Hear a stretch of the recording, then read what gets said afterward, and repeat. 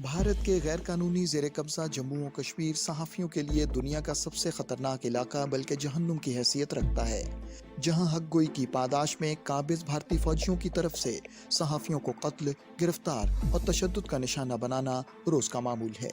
گزشتہ 3 دہائیوں کے دوران نہ صرف درجنوں صحافیوں کو قتل کیا گیا بلکہ سینکڑوں پر تشدد ڈھایا گیا۔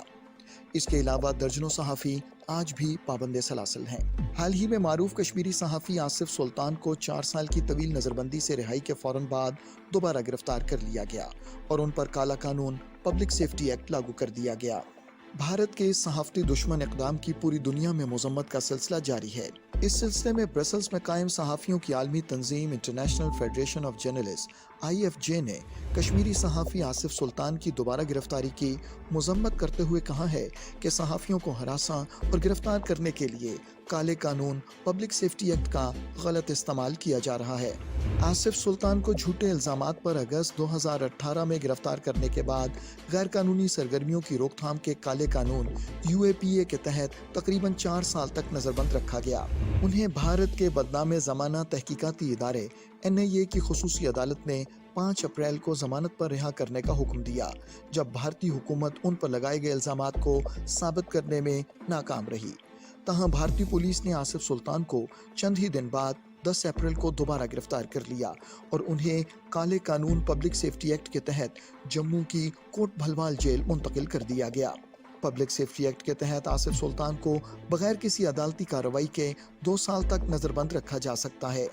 انٹرنیشنل فیڈریشن آف جرنلسٹ نے ایک بیان میں کہا ہے کہ پبلک سیفٹی ایکٹ کے تحت نظر بند افراد کو ضمانت کے لیے درخواست دینے کا حق نہیں ہے اور نہ ہی وہ اپنی نمائندگی کے لیے کسی وکیل کی خدمات حاصل کر سکتے ہیں۔ صحافیوں کی تنظیم کا کہنا ہے کہ آصف سلطان 2022 میں PSA کے تحت گرفتار ہونے والے تیسرے کشمیری صحافی ہیں۔ دی کشمیر والا کے ایڈیٹر فہد شاہ کو 14 فروری کو PSA کے تحت گرفتار کیا گیا۔ صحافی سجاد گل کو بھی 16 جنوری 2022 کو اسی قانون کے تحت حراست میں لیا گیا تھا۔ آصف سلطان اپنی گرفتاری سے قبل ایک میگزین کشمیر نریٹر کے لیے کام کر رہے تھے اور انہوں نے دی رائز آف برہان کے عنوان سے ایک مضمون شائع کیا تھا جس میں ممتاز نوجوان کشمیری رہنما برہان وانی کی زندگی پر روشنی ڈالی گئی تھی۔ آصف سلطان کو 2019 میں امریکن نیشنل پریس کلب کی جانب سے پریس فریڈم اعزاز سے نوازا گیا۔ 2020 میں ان کی نظر بندی کو ٹائم میگزین نے آزادی صحافت کو لاحق خطرات کے 10 سب سے اہم کیسز میں شامل کیا تھا۔ انٹرنیشنل یونین آف جرنلسٹ سے منسلک بھارتی تنظیم انڈین جرنلسٹ یونین کے صدر گتھارتھا پاٹھک نے آصف سلطان کی دوبارہ گرفتاری پر شدید تشویش کا اظہار کیا ہے۔ انٹرنیشنل یونین آف جرنلسٹ کا کہنا ہے کہ آصف سلطان کی طویل نظر بندی اور دوبارہ گرفتاری بھارتی آئین میں درج آزادی صحافت اور اظہار رائے کے بنیادی حقوق کی خلاف ورزی ہے۔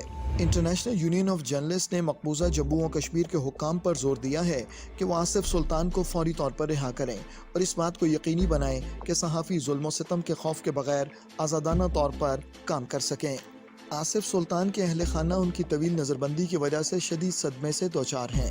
ان کا کہنا ہے کہ آصف سلطان کو حق گوئی کی پاداش میں گرفتار کیا گیا۔ جو کنٹینٹ آپ کو لگتا ہے کہ آپ کے حق میں ہے تو تب یہ ایک جرنلسٹ ہوتا ہے، اور جب یہ اس کا دوسرا پہلو دکھاتا ہے تو اس وقت یہ جو ہے یہ ایک ملیٹنٹ ہوتا ہے، ٹیررسٹ ہوتا ہے۔ ان کے خلاف کوئی ایویڈنس نہیں ہے، بس میری یہی اپیل ہے کہ ان کو جلد سے جلد رہا کیا جائے۔